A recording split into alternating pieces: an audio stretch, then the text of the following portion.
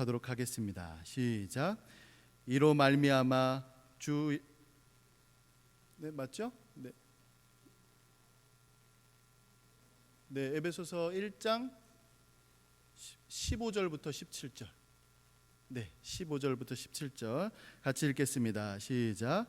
이로 말미암아 주 예수 안에서 너희 믿음과 모든 성도를 향한 사랑을 나도 듣고 내가 기도할 때에 기억하며 너희로 말미암아 감사하기를 그치지 아니하고 우리 주 예수 그리스도의 하나님 영광의 아버지께서 지혜와 계시의 영을 너희에게 주사 하나님을 알게 하시고. 아멘. 우리가 배우자든지 가족이든지 혹은 친구든지 누구든지 간에 어떤 사람들과의 그 관계를 유지할 수 있는 비결은 무엇이냐면 그 사람에 대하여서 잘 아는 것입니다.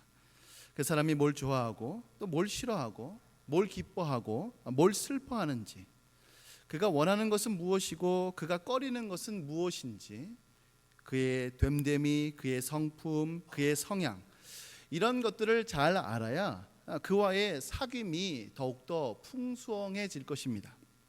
반대로 그 사람에 대한 지식, 어떠한 이해도 없다면은 그 관계는 참으로 유지하기 어려울 것입니다.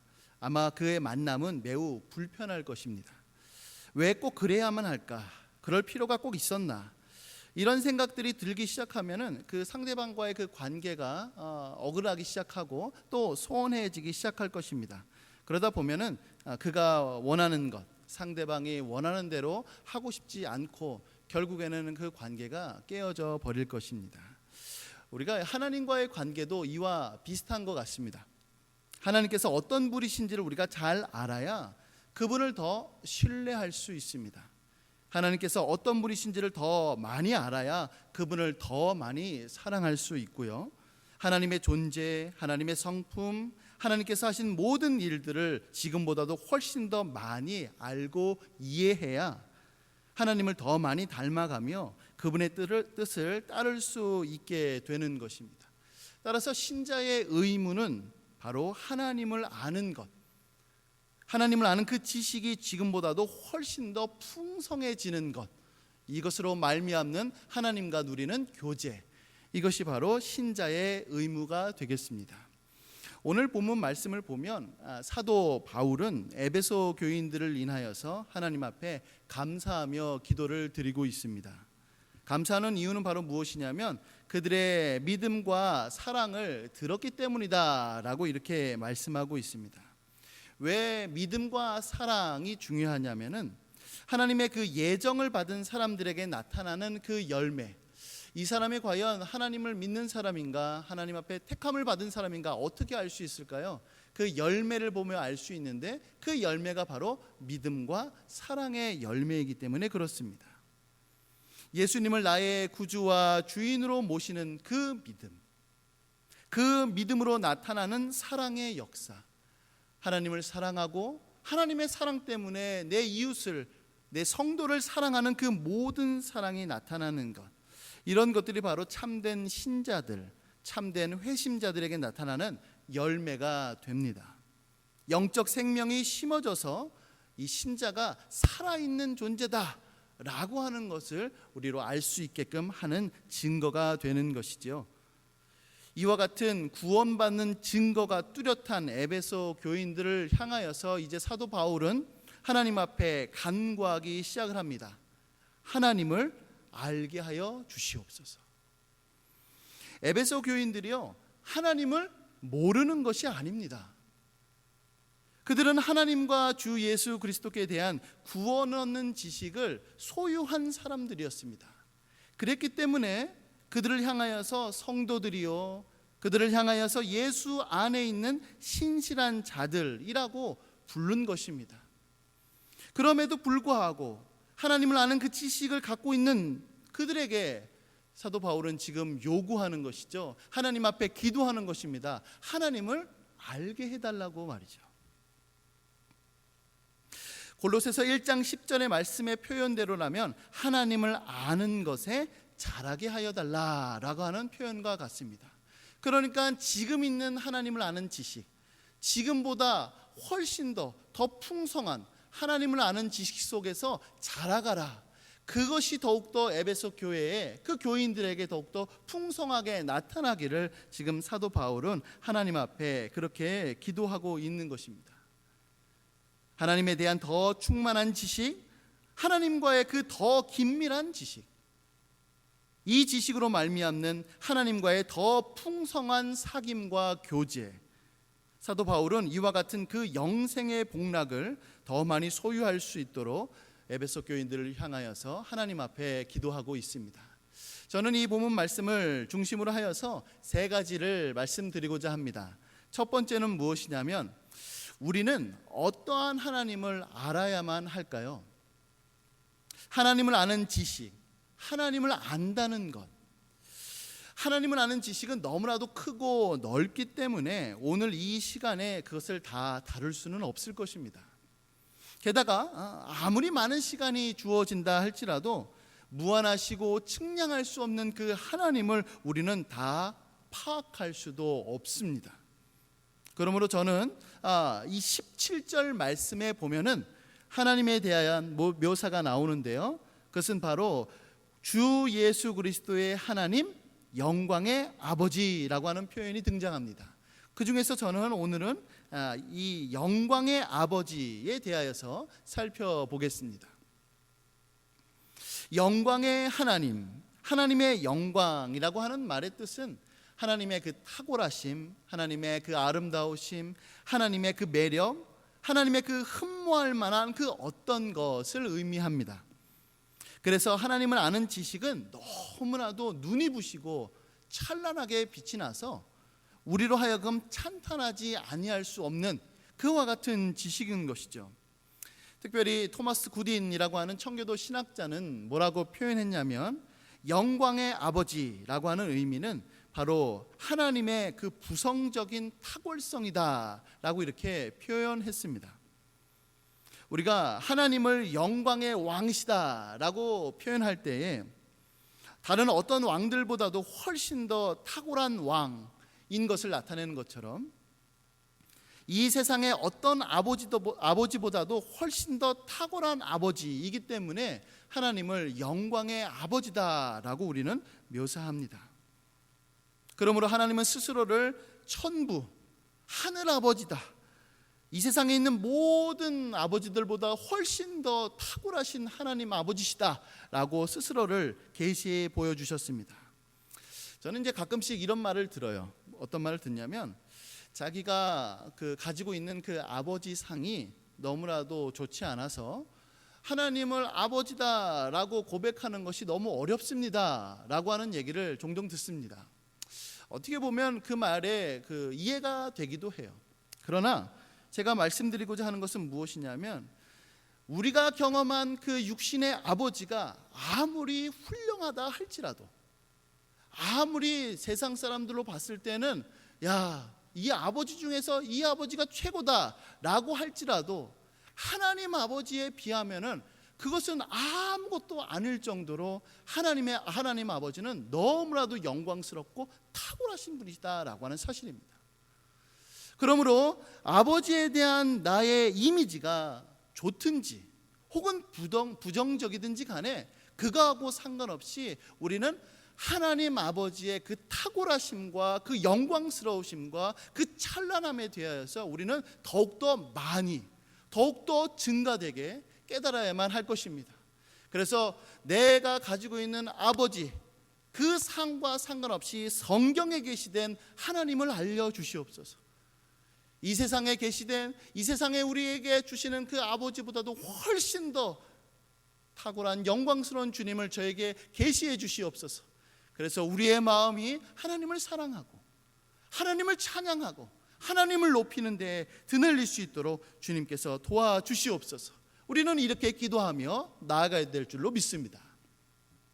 저는 특별히 하나님 아버지의 그 영광에 대하여서 살펴볼 때 하나님의 그 은혜의 영광을 우리는 살펴봐야 할 것입니다.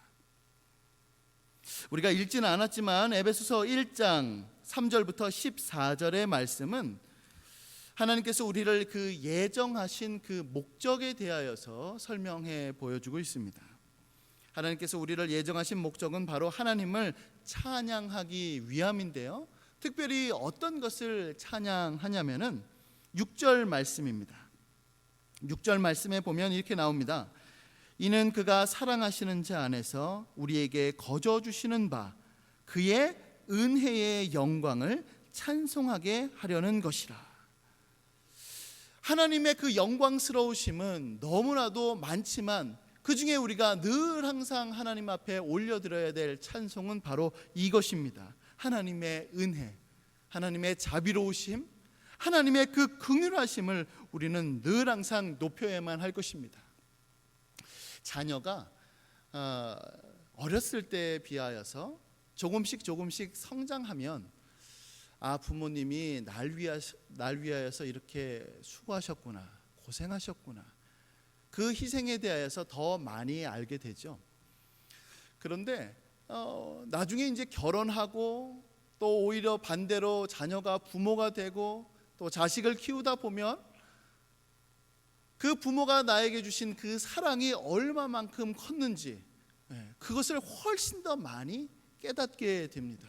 가끔 그런 얘기 듣죠. 이제 그 임산부가 자녀를 낳는 순간 누가 가장 떠오르냐면 친정 어머니가 가장 떠오른다 그러죠.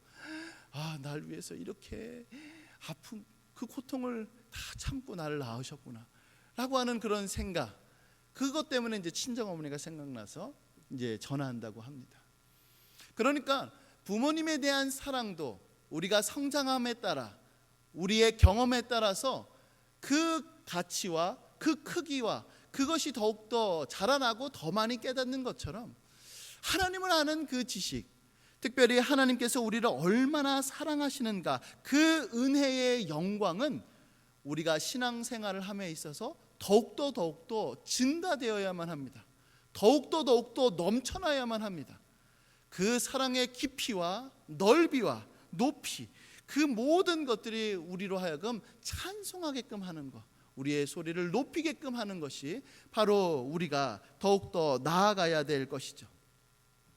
하나님께서 우리를 향한 그 사랑이 어떠한 사랑이셨는가? 하나님을 버리고 탕자처럼 살았던 우리를 하나님께서는 결코 포기하지 않으시고 우리를 어떻게 이끄셨는가?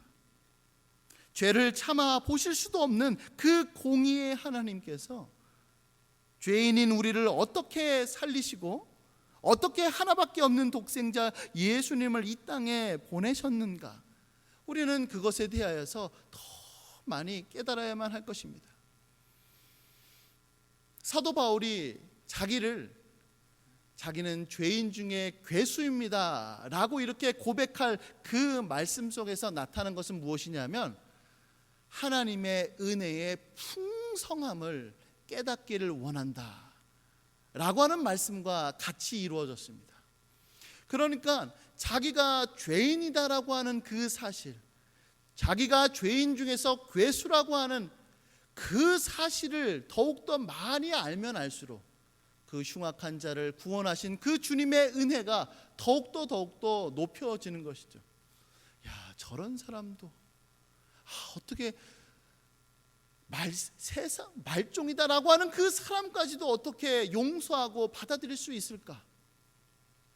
예전에 이제 TV를 봤는데요. 그 TV에 이제 외국이었어요. 이제 어떤 그 학생이 이제 외국 같은 경우는 이제 그 미국 같은 경우는 이제 총기 소지가 이제 뭐 합법화되기도 하고 또 이제 쉽게 구할 수도 있으니까 이제 총기를 소지해서 그 총을 갖고선 이제 자기 친구를 이제 죽였어요. 그런데 이제 그 법정에서 그 어머니와 또 이제 그 살인자, 그 이제 친구의 친구죠. 그 사람이 있었는데 결국에는 이제 그 어머니가 그 자기의 자녀를 죽인 그 친구를 용서해 주는 것이 이제 TV에 방영이 됐어요. 그것을 보면서 이해할 수 없는 거죠. 어떻게 자기의 자식을 죽인 사람을 용서할 수 있을까? 어떻게 그 분노를 이겨낼 수가 있을까? 그냥 용서한 것이 아니라 그냥 서로 끌어안고 부둥켜 안고 막 서로 막 울면서 그러한 모습이 담겨져 있었습니다. 하나님께서 우리를 향하신 그 사랑은 그거보다도 훨씬 더 큰 줄로 믿습니다. 우리가 그 사랑을 더욱더 깨달으며 나아가는 것, 이것이 바로 하나님을 아는 것이고 그분의 그 영광을 아는 것이고 그분의 은혜의 영광을 더욱더 높일 수 있는 그 이유가 될 것입니다. 두 번째는 바로 무엇이냐면, 하나님을 안다는 것은 어떠한 의미일까요? 하나님을 아는 지식을 소유한다는 것은 어떠한 것일까요? 제가 여러 가지가 있지만 네 가지로 정리해 봤습니다. 첫 번째는 무엇이냐면 체험적 지식을 소유하는 것입니다. 이 조나단 에드워즈라고 하는 이 목사님은 이 세상에는 두 가지 지식이 있는데, 하나는 개념적인 지식이 있고 하나는 체험적인 지식이 있다라고 이렇게 얘기했습니다. 예를 들어서 꿀은 달죠.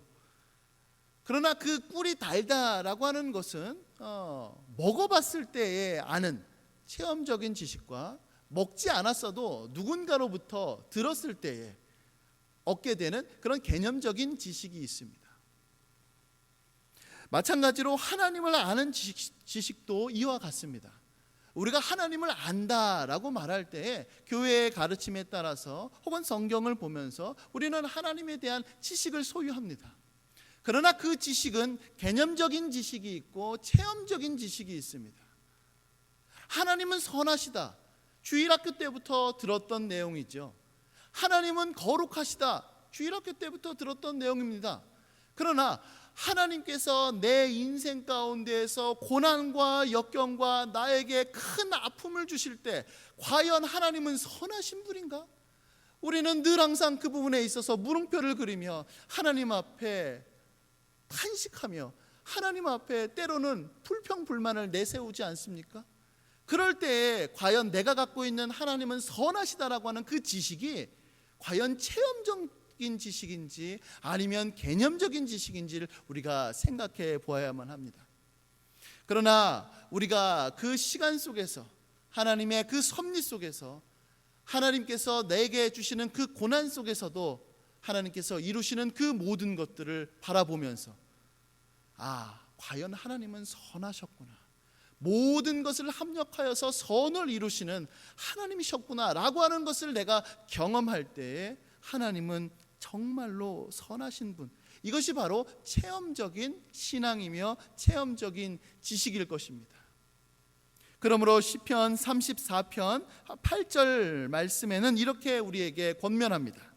너희는 여호와의 선하심을 맛보아 할지어다. 두 번째로는요, 하나님을 아는 그 지식은 바로 우리에게 유익을 주는 지식입니다. 마가복음 1장 23절부터 24절까지에는 이렇게 말씀합니다. 마침 그들의 회당에 더러운 귀신 들린 사람이 있어 소리질러 이르되 나사렛 예수여, 우리가 당신과 무슨 상관이 있나이까?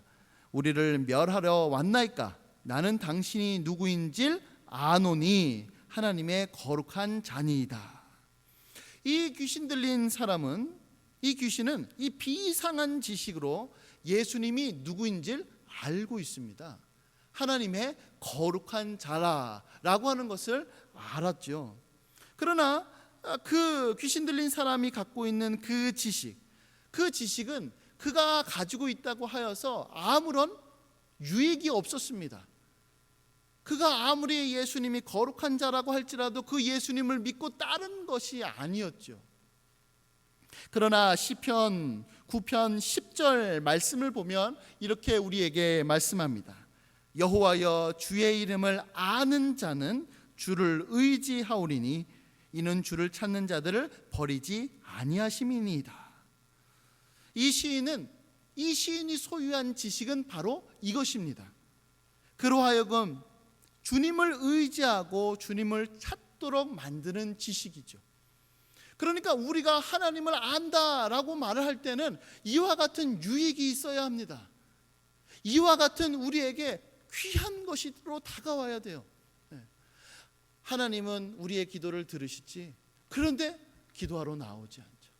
하나님은 우리를 늘 항상 도우시는 분이지, 근데 하나님께 도움을 구하지 않아요. 그것은 우리에게 아무런 유익이 되지 않습니다. 사도 바울이 에베소 교회를 향하여서 하나님을 알아야 된다라고 말할 때는 바로 이 유익이 되는 지식, 그 지식이 더욱더 풍성해져야 된다라고 이렇게 얘기를 하는 겁니다.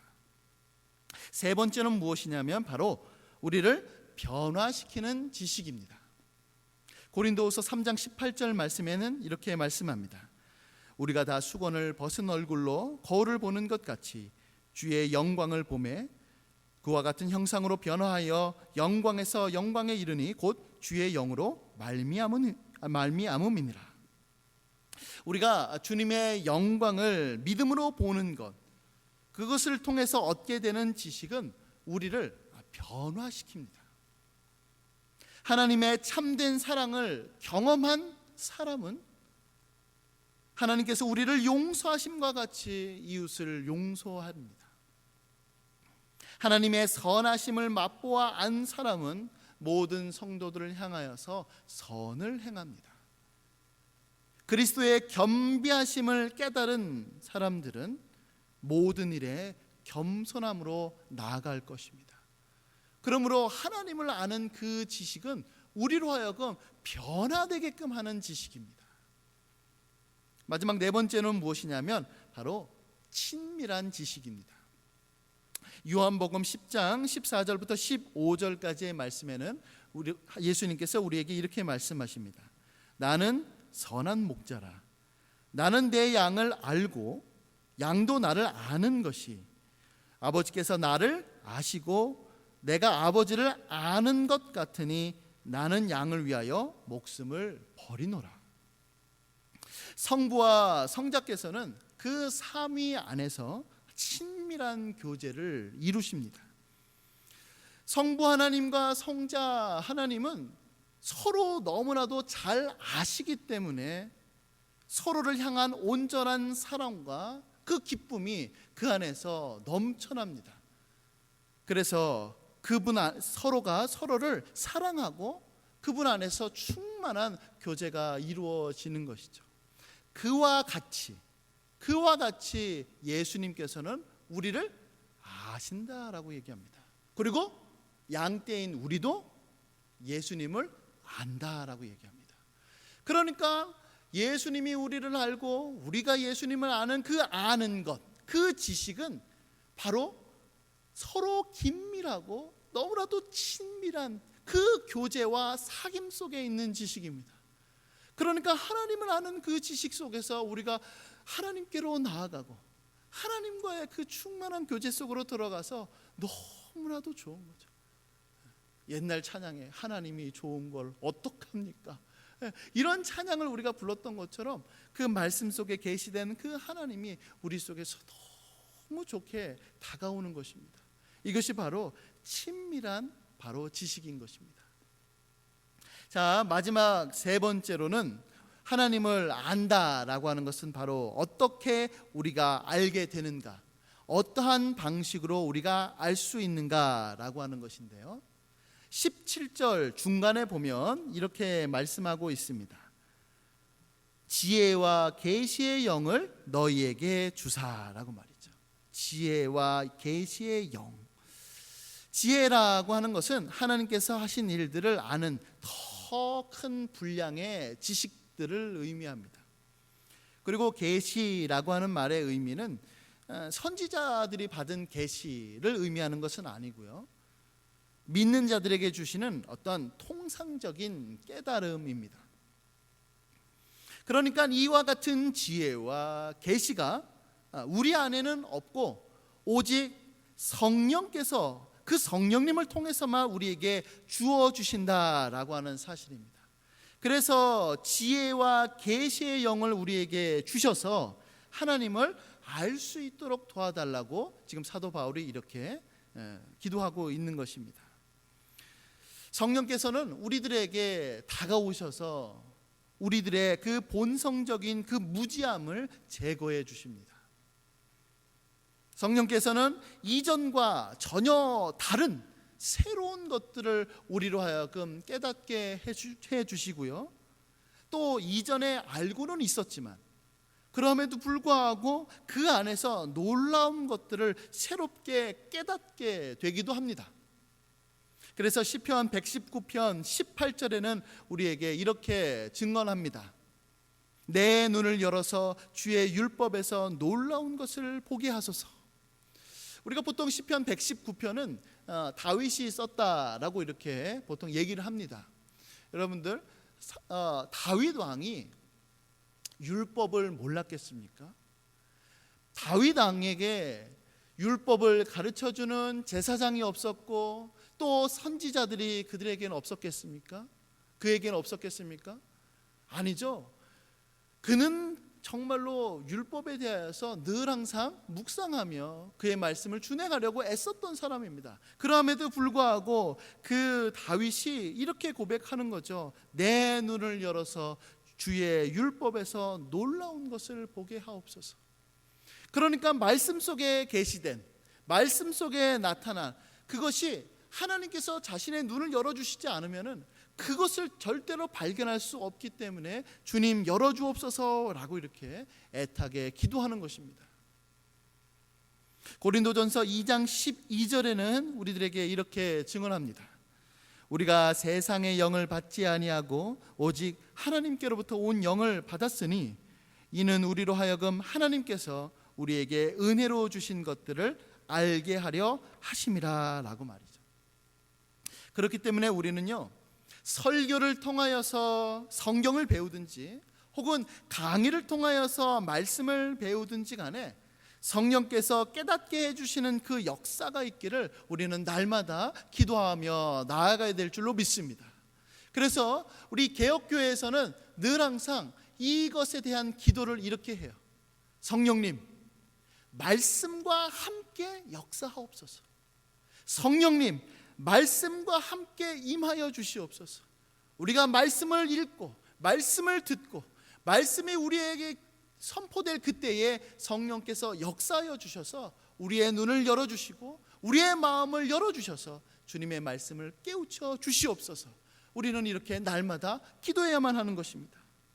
설교자가 아무리 탁월하게 복음을 전해도, 청중이 아무리 진지하게 말씀을 들으려고 해도 성령께서 깨우쳐 주시지 않으면 도무지 믿을 수가 없고 받아들일 수가 없고 심지어는 졸리고 따분할 수밖에 없습니다. 그러니 우리는 하나님 앞에 성령님, 말씀과 함께 역사하옵소서. 그래서 우리로 하여금 그 선포되는 말씀과 가르치는 사역 위에 하나님의 말씀을 깨닫게 하여 주시옵소서 라고 우리는 날마다 기도해야 될 줄로 믿습니다. 사랑하는 성도 여러분, 말씀을 정리하도록 하겠습니다. 우리는 하나님을 알고 있죠. 그래서 하나님을 믿고 있고 그분과 친밀한 교제 속에서 사는 주님의 자녀들입니다. 그러나 우리가 알고 있는 하나님을 아는 지식이라고 하는 것은 매우 미비합니다. 큰 계시를 받은 사도 바울이 자기가 지금 너무나도 부족해서 부분적으로 알고 있고 부분적으로 믿고 있다라고 고백했다면은, 나는 하나님을 알아, 나는 하나님에 대해서 알고 있어 라고 우리는 감히 얘기할 수 없을 것입니다. 물론 우리는 하나님을 알고 있고 하나님을 고백하지만 더 부족해, 더 많이 알고 싶어. 우리가 아까 전에 찬송 고백한 것과 같이 예수 더 알기 원함, 예수님을 더 많이 알고 싶고 더 많이 그 사랑을 깨닫고 싶고 그래서 그 사랑에 푹 빠지고 싶고 그것이 우리 안에서 넘쳐나는 것. 또한 동일한 사도가 그리스도를 아는 지식, 그 지식을 얻으려고 달려가노라, 표대를 향하여 쫓아가노라 라고 고백했다면 우리 역시도 최선을 다하여 하나님을 알기 위하여 고군분투해야 할 줄로 믿습니다.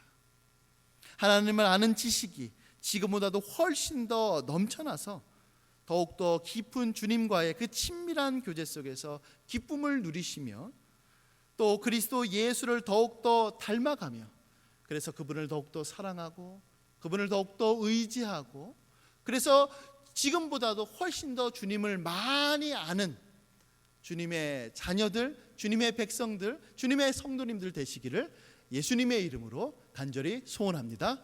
아멘. 기도하겠습니다. 주님의 은혜를 감사합니다. 하나님, 우리는 주님을 알고 주님을 믿고 있습니다. 그러나 지금 우리가 알고 있는 그 지식보다도 하나님은 더욱더 크고 위대하신 하나님이십니다. 하나님은 가히 측량할 수도 없습니다. 그러하오니 주님, 우리로 하여금 하나님을 더욱더 많이 알 수 있도록 도와주시옵소서. 하나님의 놀랍고 하나님의 그 탁월하심을 더욱더 깨달아 알 수 있도록 도와주시옵소서. 그래서 우리로 하여금 주님을 더욱더 사랑하고 주님을 더욱더 신뢰하고 믿으며 주님을 더욱더 따라가며 고난이 오고 환난이 오고 어려움이 닥쳐올지라도 오직 주님만을 신뢰하고 믿으며 나아갈 수 있도록 주님께서 도와주시옵소서. 감사드리오며 모든 말씀 귀하신 예수님의 이름으로 기도드리옵나이다. 아멘.